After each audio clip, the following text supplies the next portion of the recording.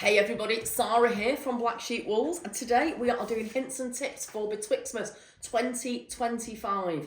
Now, first thing I'm going to say, don't panic if your pattern's not as big as this. We're not quite sure why the pattern, for the first delivery of patterns were the size we'd ordered, which was that size. Second delivery have come in like this. They're both exactly the same pattern, so don't panic. I'm also going to say generally for Betwixtmas 2025, do not panic anyway, all right? It is slightly more complicated than we've done for Betwixtmas before because we haven't done many make-alongs with cables.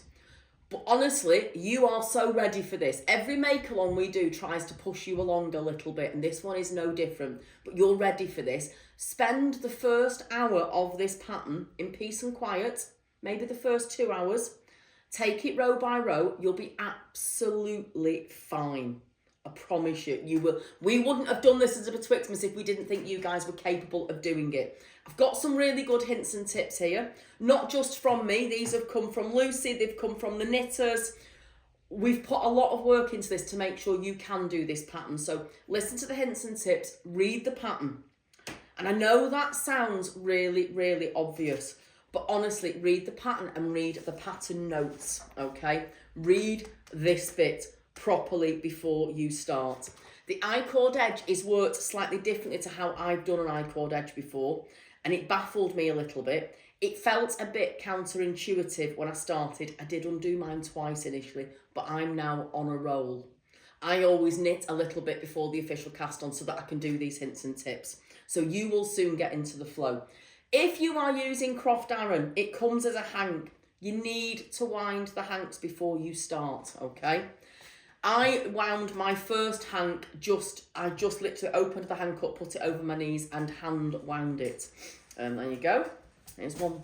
This is not one we prepared early. This is the one you need to prepare. So if you are using the Croft, make sure you wind it into hanks. If you try and knit from it like this, you're going to end up in a bit of a pickle, okay? Tension. Tension's worked over the ridge pattern. Over this bit, okay. It is a shawl. Tension's not going to make a huge difference. However, it will affect the feel of your finished piece. It may also affect how much yarn you're going to use. We have written out on the hints and tips what the ridge pattern is if you want to do your tension square on that ridge pattern. And on tension here, on the pattern, there's some really, really good advice on what to do if your tension's not working out, okay? As I've said, I'd recommend starting this when you've got an hour or two to yourself, some peace and quiet.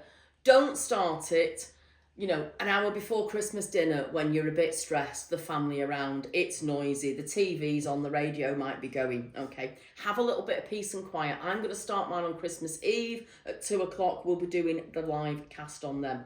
It will soon click. Okay, and you are going to love it. Doing cables is just beautiful and it keeps you going because you want to do the next bit of the cable. Use a pen and a pencil to cross off which row you are on, right? So every time, let me open this out properly. Every time you complete one of these rows, cross it off because you will forget where you're up to if you're an airhead like me. I kept forgetting. Cross each row off as you go, okay? The I-cord edge, whilst you're establishing the pattern and doing the easy I-cord edge, you might find it useful to put a stitch marker at the 3 stitches on either side so you know that they're going to be your I-cord edge, okay? Don't let the chart put you off. Lots of people have looked at this pattern and gone, it's a chart. You don't have to use the chart, okay? The instructions are written out row by row as well. But don't let the chart put you off at all. Odd numbers are right side rows. Even numbers are wrong side rows, okay? Now, I love the charts for colour work, but I can struggle with them a little bit for this. It baffles my brain a bit when they denote little stitches. So like I say, you don't need to use the chart. You can use the pattern just where it's written out. But if you're new to these, or if you're new to cables, then this was a great tip from Lucy and from Babs, I think. Use coloured pencils on your chart.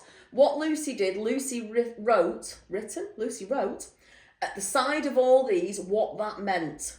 So when it says cable 3 back, she has then referred to these and she's written them in shorthand next to here.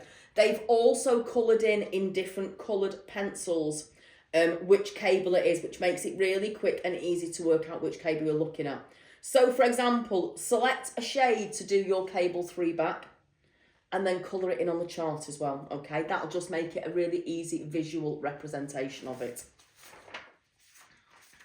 The pom-poms at the end. The pom-poms just do finish this off absolutely beautiful. I'm going to make much bigger pom-poms this. They give it a good weight. We recommend making the pom-poms as dense as you can.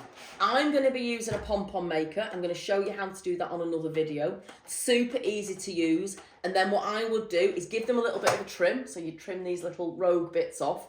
And then put it on a wooden spoon and hang it over your kettle while your kettle's boiling, and it really puffs the pom-pom out. We've also put a link on the hints and tips to the Anna and Carlos YouTube. They use theirs, they use the old-fashioned paper circle, but they also give theirs a good whack at the end, which I know Lucy's a fan of as well. And it looks like a good stress release as well. And again, it puffs it out a little bit. Also, when you fix them on, tie them on so that you can remove them when you're washing. A pom-pom going through the washing machine's never a great idea. I think that is pretty much all my hints and tips. Let me just double check. So you are going to read the pattern. It's obvious, but please, please, please read the pattern. If you're using hanks of yarn, wind the yarn before you start. Check your tension. Start it when you've got a little bit of peace and quiet. Use a pen or pencil to cross off rows as you go. You might want to put a stitch marker, 3 stitches either side so that you've got your I-cord edge marked. Don't let the chart put you off. You can colour the chart in. You can write on the chart what your cable pattern will be. Make beautiful pom-poms. But you know what? Most of all, enjoy it. There will be lots and lots of knowledge shared. We are doing different videos, etc. I'll be keeping you updated with my progress. I'll be doing a live cast on at 2 o'clock on Christmas Eve. I'll also be there.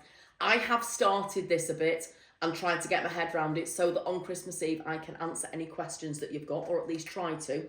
There will also, if you are not in the Facebook, Black Sheep Wools Facebook make-along group, that is a great place to hang out. It's a gorgeous group anyway, full of really lovely people, dead friendly, and you can ask any question. There will be loads of other people's hints and tips shared within there. But like I said, most of all, just enjoy it. And whatever you're doing over Christmas, just enjoy yourself, have fun, and hopefully you're surrounded by people that love you. All right, take care.